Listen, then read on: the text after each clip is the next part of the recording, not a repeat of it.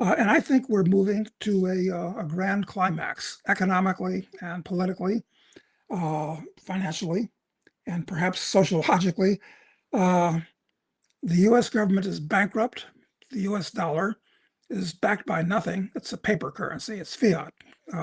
It's credit, nothing more. And things are very, very unstable in the world because of all the debt we have. So I'd say a rig for stormy weather is good advice. And this is always good advice, of course. You hope for the best, but you plan for the worst. But things have been unstable in the US since about the mid 60s. And now I think we've reached the edge of the precipice. So in brief, that's the way I see it. Well, I've got a timeline that I believe is based on the interpretation of the book of Revelation. And so far, it's been a very good predictor. And I am predicting that it's coming in December of this year or January of next year. So I'm trying to get people to be ready. I know it's hard to believe. People have a normalcy bias. They don't think anything's going to change. You've got to build some assets. And the nature of the world has made it very hard. Having been a long-term buyer of gold and silver, and they've gone over 100 to 1 from where I started buying them, I feel a little bit edgy paying high prices for them today, where they are. But where else can you save? You can't save with fiat currencies. They can dry up and blow away like a pile of feathers in a hurricane. The dollar's nothing. It's just paper backed by a bankrupt government. So the important thing to remember is produce more than you consume and save the difference. The question is, well, in what do I save it? And even though gold and silver are quite high at this point relative to where they were and relative to other things like clothes and cars and houses, food, you ought to build a grub stake of gold and silver at this point. I'm not going to tell people to learn to speculate, although I think that's probably important because, for instance, in the classic collapse of Germany in the Weimar Republic after World War I, everybody in Germany was forced to become a speculator.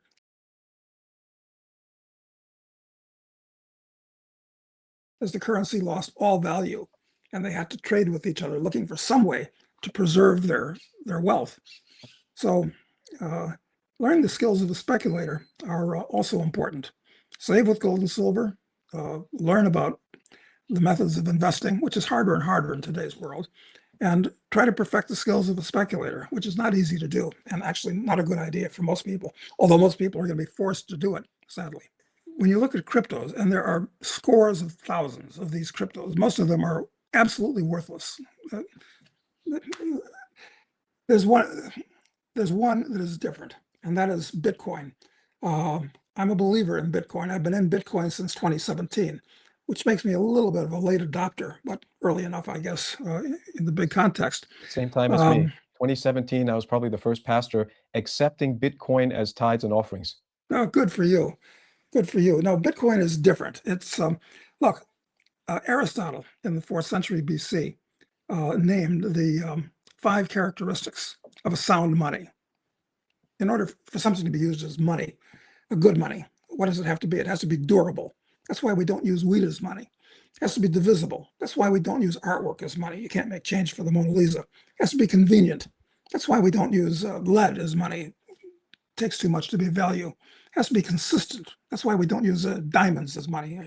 Each is different from the other, or real estate for that matter. And it has to have use value of itself. And that's certainly true of gold and silver. And Bitcoin is its use value is that it's instantly transferable and it's quite private. And there's a 6th reason that Aristotle didn't mention because it was irrelevant in ancient times, is that it can't be created out of nothing. Bitcoin can only be created by performing work, proof of work. The dollar can be created by the trillions, by the US government. So 6 characteristics of a good money. Bitcoin suits all of those. A few of the other cryptocurrencies like Monero, very interesting to me also. But what the government is going to do, because everything the government touches, it corrupts. Now they're going to try to put out a CBDC, central bank digital currency, and have everybody use it. So you won't even have paper in your wallet Everything will be digital, all controlled by the government or the central bank. This is a disaster for individuals and for private organizations. You don't want to do that. You don't want to conflate Bitcoin with the government's Bitcoin lookalike, which they'll say, hey, we're backing it, our central bank digital currency. Stay away from those things. Don't use it whenever possible.